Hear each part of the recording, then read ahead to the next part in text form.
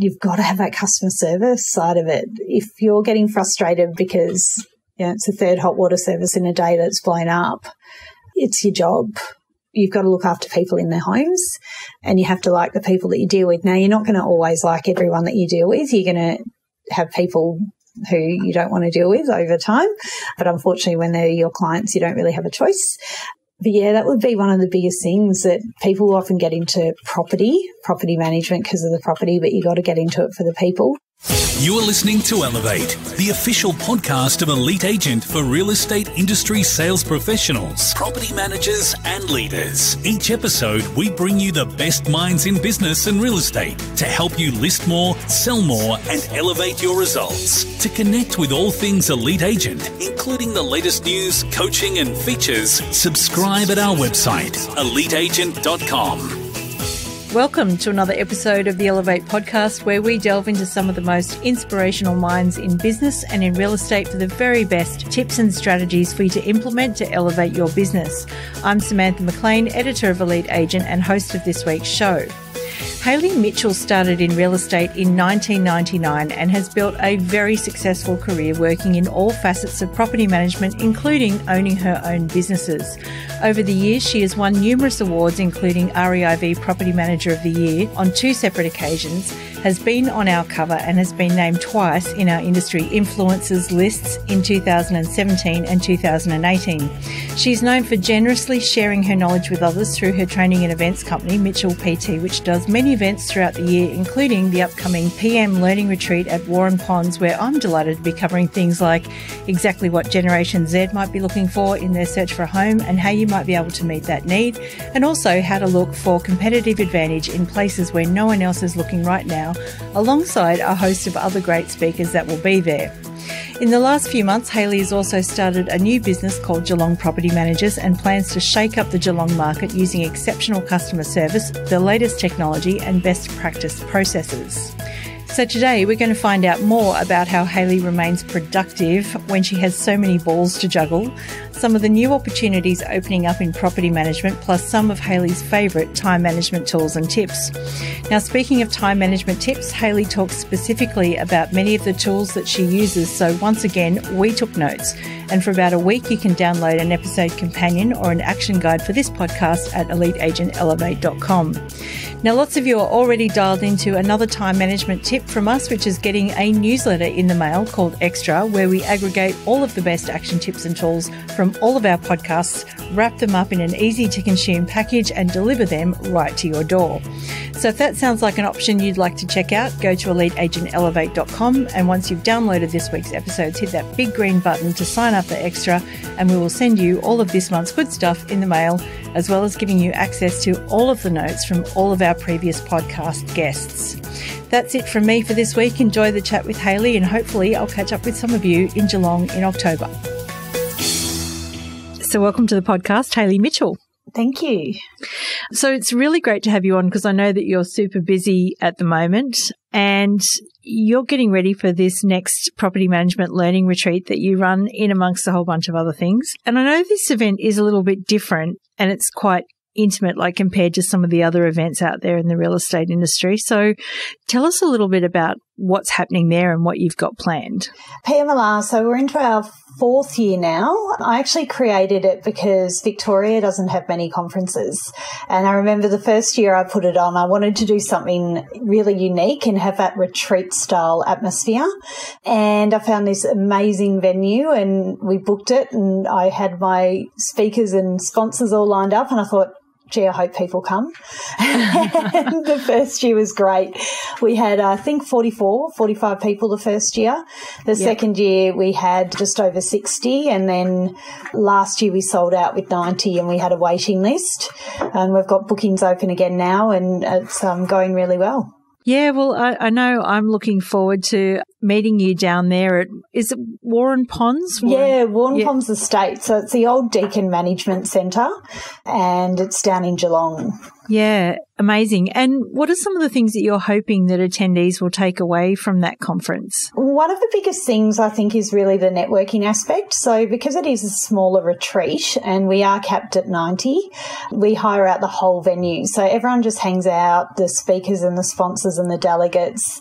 It's a really social, fun, easygoing and relaxed environment. So the amount of takeaways that people get, it's not always just from the speakers in the actual sessions, it's everything that they get from everyone else throughout the whole event as well. And people come back year on year. And I've got one girl in particular, and as soon as I put bookings up, she books within 1 minute. And I'm like, okay, so you're coming again? But she absolutely loves it. And it is that sort of really relaxed environment. So totally different than what you get at a normal conference.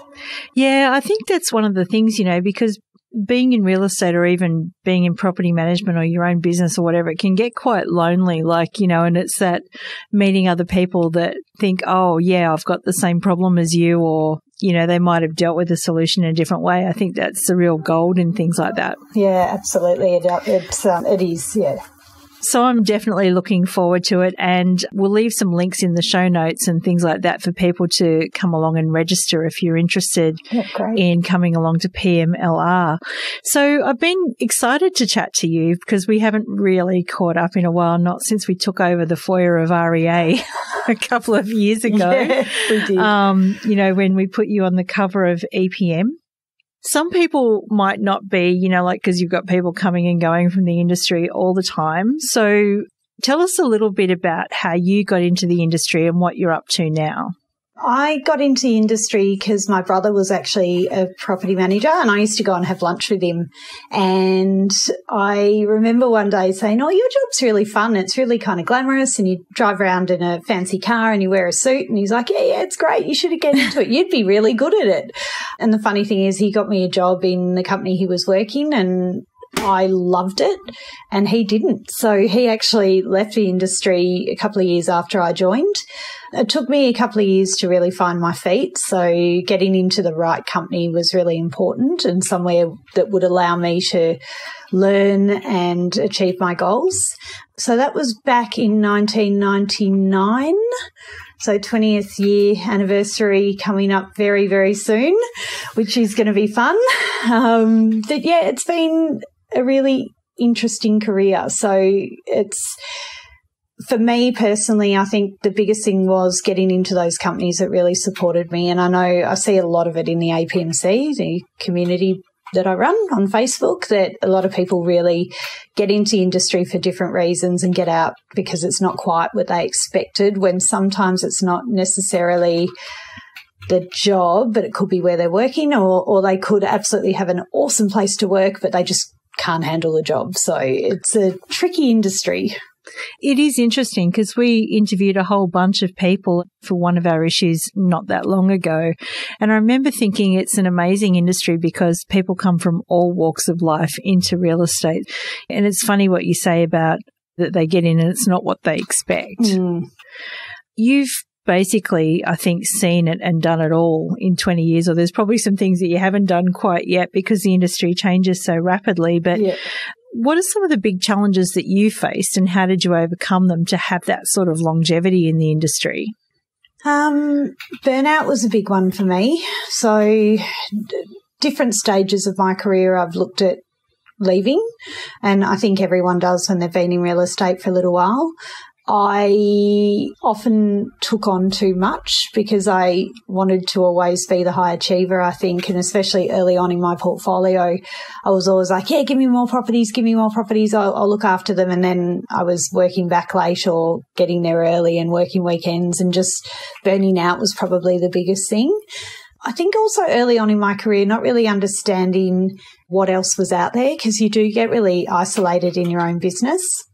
And I think that's something that the community in the Facebook really helps with, is that everyone shares ideas. So you know about the new technology that's coming out, and you know, podcasts are out there now to inform people. It's not like you've got to go down to what was that bookshop, Borders or something, to buy your book to learn how to do something. So information's so readily at your fingertips now. And I think that's something that you're not quite as isolated that you used to be because you've got that community of information right there. Yeah, and I think that's really important that everyone knows that they can reach out, because help is, even if you do feel a bit lost, sometimes help is actually not too far away. That's right. And there are so many people in the industry, yourself included, that we found that are just more than happy to give their time and help people. Absolutely. So other than PMLR, what are some of the other things that you've been focusing on recently? My property manager, Tiff, says whenever she looks at my diary, she gets terrified because I'm really colour-coded. So for everything that I do, it's got different colour and my diary's always completely full, so it freaks her out.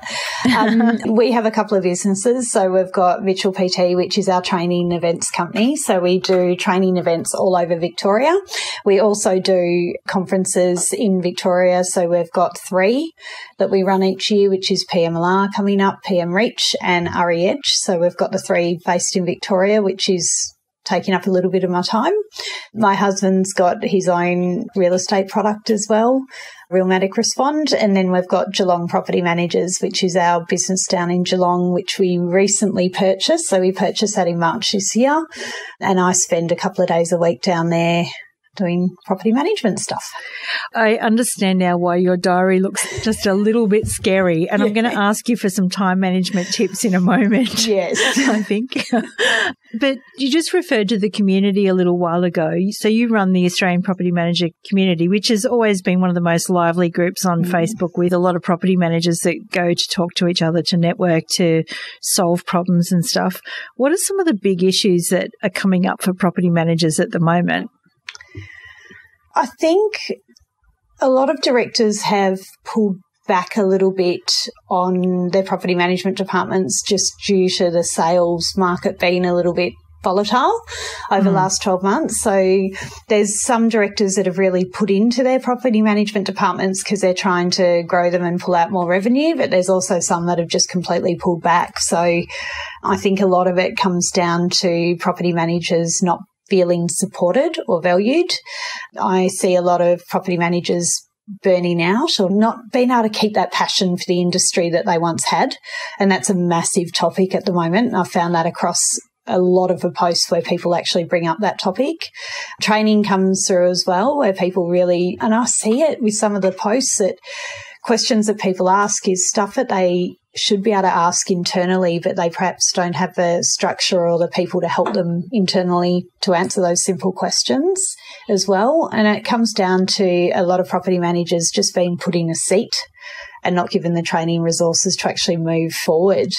They're probably the biggest things. And the one that I'm most passionate at the moment is really about that whole mindset and getting property managers back into the passion of the job, because it makes it so much easier if you actually love what you do every day. Yeah, absolutely. I think part of what you're describing there kind of starts at the top. And so say if a principal is listening to this podcast and sort of, because I think when you're a leader, you do have a feeling when your people aren't quite happy or they're not quite performing or whatever. What would be your advice to principals listening to this to try and re-engage property managers and try and figure out what's going on? Get interested in what they've got to say, make them part of the team. And a lot of businesses I go into, because I do consulting as well, is there's a real separation between property management and sales. And sales is often seen as being the hierarchy in the office and property management's just down the back. And I really think we need to even that up, especially when property management is the backbone of any business when it comes to sales, especially when sales is up and down. So actually making the property managers feel like they're part of the inclusive team, I think, is really important. There's a lot of companies that do it really, really well, but there's some that could really focus on that part of it. And getting ideas from the team about how they think they could move the business forward, because they often get so isolated that they don't feel like they can be heard, and giving them the opportunity to put their ideas forward, it will move the business forward immensely. Yeah, so I guess it's really, having a couple of good ears, right? As a leader, you really need to sort of put aside what it is you think you know and actually listen to your people. Yep, that's right. One of the things that you're quite passionate about, I know, is that you would like to see property managers get the passion back, as you were just saying, and look at their roles not just as a job but as a career. So if you're a property manager listening to this, what are some of the opportunities perhaps that property managers aren't seeing to turn their current role into a career? What do you see as the good stepping stones for a property manager? Number one, they've got to put in more. So you can't just turn up every day and do the basics of the job and then put your hand out and say, hey, give me something more. You've got to prove that you can do more and that you're capable of it and that you've got the drive and passion to really do it. I worked so hard in my early years in property management because I wanted to prove that I could do it and that I could do more. But I think a lot of people aren't prepared to do the hard yards to get it ahead, and they want the handout rather than actually having to work for it.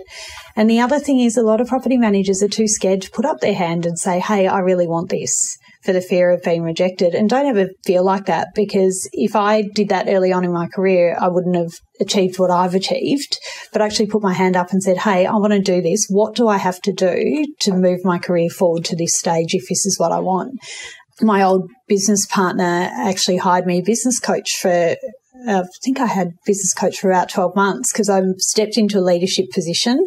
I was an excellent property manager. I had no idea how to manage staff, and that is the hardest part of the job. And that's probably my weakest part still. And he hired me a business coach. And honestly, without the business coach, I wouldn't have kept going in that role because I really was floundering. I wasn't quite sure what I was meant to be doing. And that helped me a lot. So put up your hand and say, I want to get to here. What do I have to do? What are my shortfalls and how can I work on them? And look at the tools and resources that you need to actually move it to that next level. Yeah, because then that's your way of closing the gap between where you are now and where you want to be. Yeah, absolutely. And if you're happy exactly where you are and it's awesome, that's fantastic. Stick with it. But if you're in a position where you want the next step, or what do you need to do? What do you need to change in yourself to get there? What does the property manager of the future look like, do you think? I know that's a tricky question. Do you know, I really see it changing. I don't know how, but I do see a lot more property managers running their own businesses, whether that be smaller home-based businesses where people are managing, 100 on their own. They set up like I did a few years ago. I think there's got to be a lot more flexibility in this industry as well. I think there's got to be, if people are looking at keeping those people long term, they've got to be offering some form of ownership to their property managers or their senior positions to try and keep the good people in the roles. But I think for the most part, I see a lot more smaller based home businesses delivering that kind of community feel. I don't know. Yeah. It's hard. It's the way technology is, you can manage property anywhere now. It's interesting that you just said the community feel. So I just want to pick up on that for a moment. Yeah. So, with the world going technology crazy, do you think that the landlord of the future, so let's talk about the owner or the investor of the future now, as well as the property manager of the future, are they looking for someone that is actually like really embedded in the community that can easily go and do things, like rather than having it all managed by technology? Yeah, I think you've got different clientele for different things. I mean, you've got software companies now that are doing property management, and Different is one of those software. I don't know if I'm allowed to talk about different companies, but they're a company that is, software based, and they'll manage your property for a fixed fee. So there's going to be a lot of those sort of disruptors and competitors coming into the market. You've still obviously got all of your franchise organisations as well. And then I think that you will have those sort of home-based property managers delivering that community. So going back to having that relationship-based property management. So there'll be different people that like different things. Personally, I would go more for my own properties in a community-based one because I want to have a person I can talk to rather than technology managing my property. But you might have owners that are currently overseas that really don't want to speak to the property manager and they want to be able to have that quick chat on the technology and get their questions answered. So I reckon the next 5 years we're going to see the biggest movement in terms of real estate that we've ever seen, and especially around the property management area. What do you think businesses need to do to prepare themselves for the next 5 years? You need to start asking your customers what they want. So there's a lot of companies that are really doing those NPS scores and surveying their clients and seeing exactly what they want. I don't think it's going to be a one-stop shop anymore where this is the way we do property management. I think there's going to be a lot more businesses which are diversifying and offering different service offerings depending on what the client wants. So you might pay a rent collection only fee, but then if you want to do the maintenance and the routines, you'll pay something else. We've got a couple of agencies who manage property in our area, so in the Geelong area, but they're based in Sydney. So we're going to be the people on the ground doing their routine inspections, their leasing appointments, and they do all of the admin work. So we never actually speak to the client. We deal directly with the property management agency based in Sydney, but we do all their running around for them. So I think there'll be a lot more of that as well, where you've got the people on the ground sort of outsourced. Yeah, that's interesting. Interesting you say that actually, because we rent a property in North Sydney and we rent it from an agent, but the people that maintain it, they're outsourced. Yeah. And there's going to be a lot more of that moving forward, I think. Yeah. So it's sort of getting a bit like the American model of outsourcing the local aspect of it. That's it. And I actually made that comment to someone the other day. I can't remember who I was talking to, but I said, I feel like we're becoming more and more like America with what we're doing, with the way that they do things, you know, even around the sales sort of side of things. It's interesting. Yeah, well, I think over there they've got, you know, you can actually outsource your inspections. There are inspection bureaus. So if someone wants to go and look at a property and you've got an arrangement with the inspection bureau, they can just call and you don't have to take a property manager out of their day. It just all happens. Yeah, I think so. Property managers will be relationship managers in the future, and I think the jobs won't necessarily be done by them. So whoever's in property management now because they really love how it works now, it's not going to be the way it is in the future in 5 or 10 years. Yeah, interesting. We definitely live in interesting times for sure. So let's circle back to time management because I had a whole bunch of stuff written down on productivity. When you're talking to Hayley Mitchell, you've got to talk about productivity tools, and you just said that your husband is into his tech as well. Yes. So what at the moment are your 3 favourite tools, let's say, for running your business more effectively? For Geelong property managers? Yeah. Okay. Trello is a huge one for me. So I always use Trello. I've used it for years. We use it for all of our businesses. We implemented that in Geelong, and then my property manager, Tiffany, put it on steroids. So she's made BDM cards and leasing cards and vacating cards and all this different stuff. So Trello's an absolutely huge one.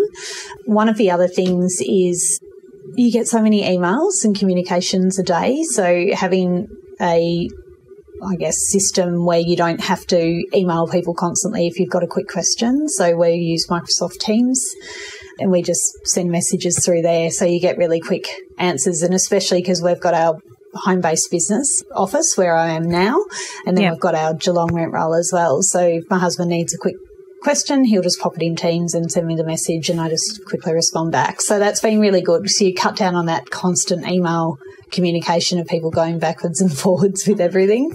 Yeah. We're implementing technology at the moment, so we're changing software. So that's always a bit of an interesting time. But I think software is one of those big things that we're going to see in the future where there's huge changes, especially around the trust accounting systems that people are using. And, you know, you've got all the regular ones that people have used for years, but there's a lot coming out on the marketplace at the moment, particularly around not having trust accounts. So when I first heard about that, I thought it was a bit weird, but looking into it further, it's actually quite clever the way it works for the payment gateway. So not actually having to sit there and do your end of month and a financial year and all of your reconciliations and everything where the money's just handled. I think we're really quite backwards in the way that we deal with people's money.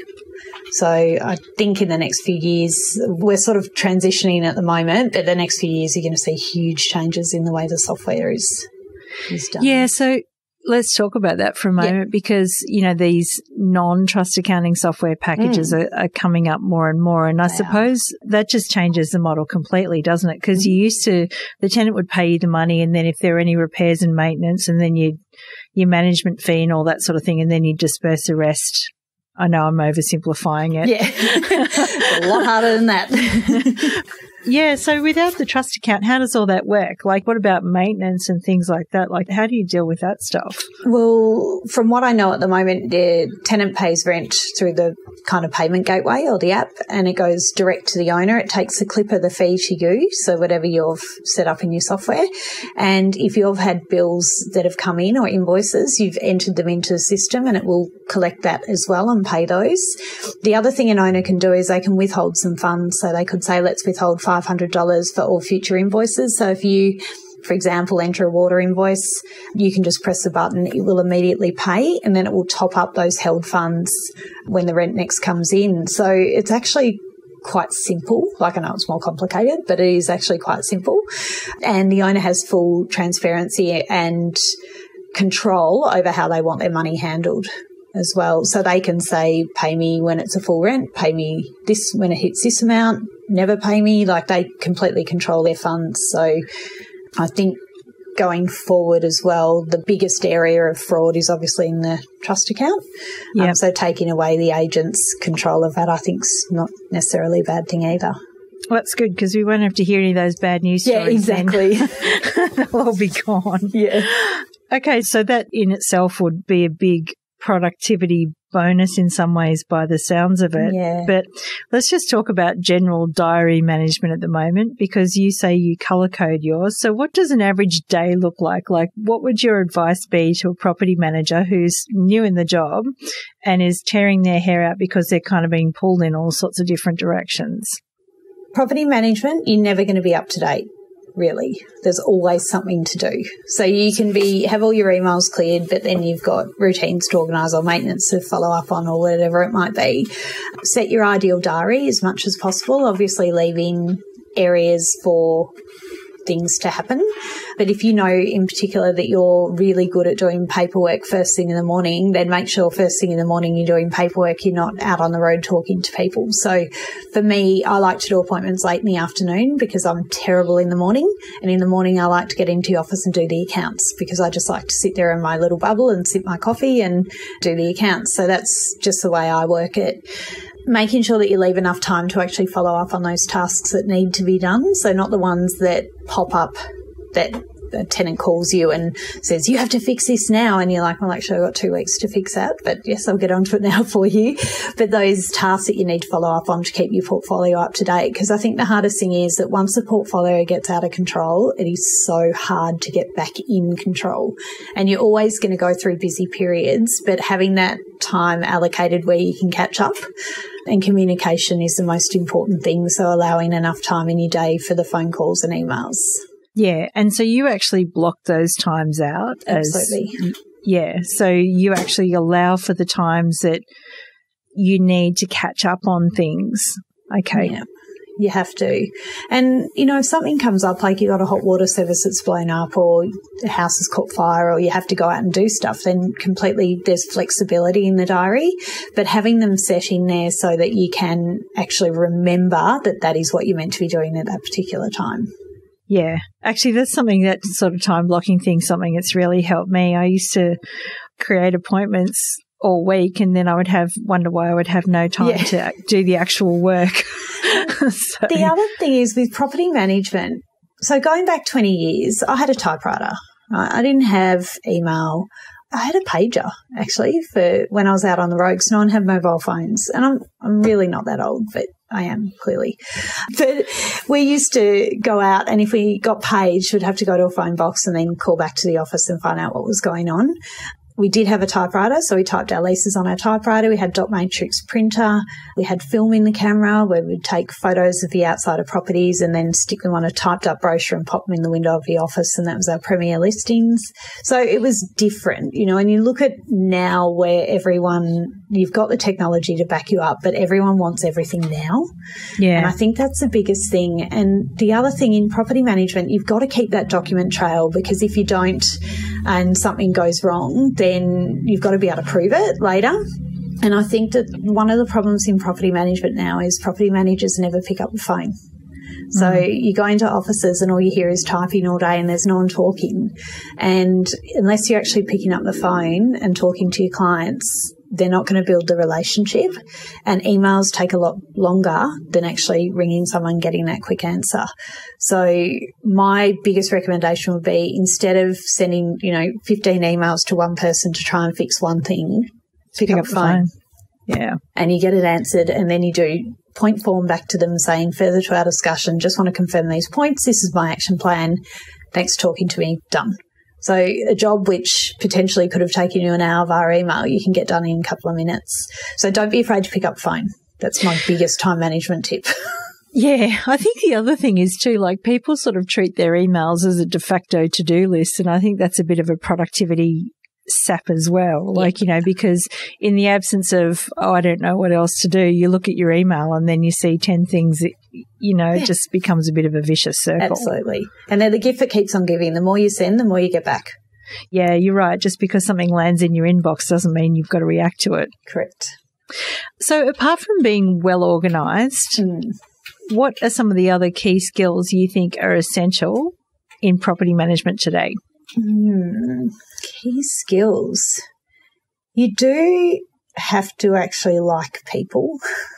So and that's another thing. A lot of posts you can see that people, you've got to have that customer service side of it. If you're getting frustrated because it's a third hot water service in a day that's blown up, it's your job. You've got to look after people in their homes, and you have to like the people that you deal with. Now, you're not going to always like everyone that you deal with. You're going to have people who you don't want to deal with over time. But unfortunately, when they're your clients, you don't really have a choice. But yeah, that would be one of the biggest things, that people often get into property management because of the property, but you got to get into it for the people. Look at customer service outside of real estate as well. So think about what you've had that has been absolutely incredible, that's blown you away when you've been at, say, at a hotel or at a cafe or at a restaurant, and try and bring that back into your business and go, wow, that made me go well. How can I make my clients go well? Yeah, that would be another thing that I'd suggest. What about when, because we've all seen some awful pictures of awful things that tenants might have done to a property, which, would bring me to tears, let alone, like if I had to deal with it, whether it's mold or parties or whatever. Like, sometimes an unfortunate part of the job, I think, is that property managers see the best of people, but also the worst. Yeah, they do. So what's your advice if the worst happens and you have a really bad day? Like, I'm sure you've got a number of stories. Give us an example of how you might have moved past something that was completely awful. I had a tenant a few years ago who was really quite difficult throughout the tenancy, and she really stretched my patience, I guess we could say. But in the end, I just kind of relied on my knowledge of the legislation and VCAT to get it resolved. She wasn't particularly pleasant to deal with, and she used to lie a lot as well. And the hard thing was, though, that the tenant and the landlord were both friends at the start, not so much at the end. And I was kind of the monkey in the middle that had to deal with it all. So she really did stress me out quite a lot. At the end of the day, I just went, I'm doing a job. I need to act in accordance with the landlord's best interests, as well as the lawful instructions of the landlord, and where the landlord was perhaps pushing the boundaries slightly with what she wanted to claim, going back on legislation, explaining to the landlord why they can't. So really, I use legislation a lot because I know it really well. And I think that that's got me out of quite a lot of tricky situations. And I wasn't afraid to go after this tenant after VCAT and say, do you know what, you did the wrong thing. I've got a VCAT order. You owe me money. Unless you're going to pay me, I'm going to get the sheriffs on you. She didn't pay me. I got the sheriffs on her, got the money. But don't be afraid of actually taking it to that next level as well. So I think a lot of people sort of go, oh, I've got the bit of paper and now just walk away from it because I've done my job. But there's always that extra that you can do. And I had a real satisfaction when I actually finalised that transaction and I got all the money for the landlord, and the landlord wasn't short of a quid. So it wasn't the fact that she needed the money. It was the fact that she needed to be paid it because she was owed it. So, yeah, that's what I try and do. I have a really good network of friends in this industry as well. So if I'm having a bad day, I'll get on Facebook Messenger, I'll get on the phone, or I'll get on email and just go, can I just chat to you for a little bit and just clear my head? Because often when you actually talk about it out loud, it's not such a big deal and you've got it off your chest. So having that network of people I think is really, really important. And that's where the community also comes in on Facebook, I think, as well. Yeah. So you think try and take the emotion out of it, move it back to something more legislative and unemotional. That's it. And then work through your emotions with people that you trust. Correct. Yeah, very much so. So just for people that, because I do know it can be tough and I know that you can see a lot as a property manager that you can't unsee basically. Yeah. So if you don't have a close network of people that understand, what are some of the options? Even if you don't have the close network, you can reach out to people in the industry. So I have a lot of people that send me messages via Facebook or email just saying, hey, I need help in this situation. I'm also happy to, where I don't know the answers, and I don't know everything, I've been doing it 20 years, but I rely on getting answers off other people as well if I'm unsure, that people can come to me and I'll put up anonymous posts for them as well. So sometimes if they're having a bad day and they just need to vent but they don't want to put their name to something, then I can do that for them. Going to events and networking with people I think is really important, because say your partner works in a totally unrelated type role, like say they're a plumber or a builder or work in IT, like something that's not as customer faced as ours is, and you've had a terrible day and you go home and start venting to them, they're just going to look at you and go, what are you talking about? Your job's easy. You just sit at the desk and, look pretty. But no one actually understands unless they're actually doing the job.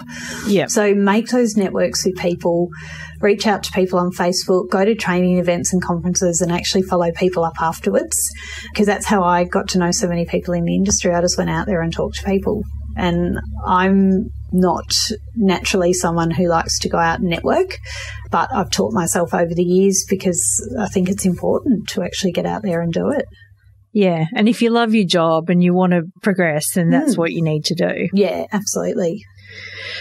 We've gone through a lot of stuff today. We've talked about a lot of stuff, including everything from PMLR to time management tips and all that sort of thing. If there was one piece of advice that you could leave everyone with, or one piece of advice that you would give your younger self as a property manager, what would that be? To give my younger self? Yeah. I wouldn't have changed anything about my career.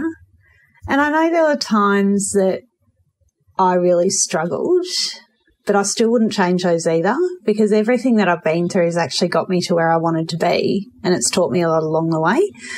My one bit of advice is this can actually be a really incredible career. And people often go, I'm just a property manager. You're not just a property manager. There's no such thing. And I get really angry at people when they say that. If you really want to make this, anyone can open their own business. Anyone can do anything that they want to in this industry. You've just got to want to do it and work out the tools to make it possible. So that would be my biggest advice, that if you really want to make this your career and you love what you do, then what's stopping you? Because if I can do it, anyone can do it. I'm not particularly smart. I just gave it a crack and I'm still trying. Like, I do different things all the time and there's always different opportunities coming up. So, yeah, back yourself and go out and do it. Yeah, and look for the opportunities. Hayley Mitchell, thank you so much. No problem. Thank you. To connect with all things Elite Agent, including the latest news, coaching and features, subscribe at our website, eliteagent.com.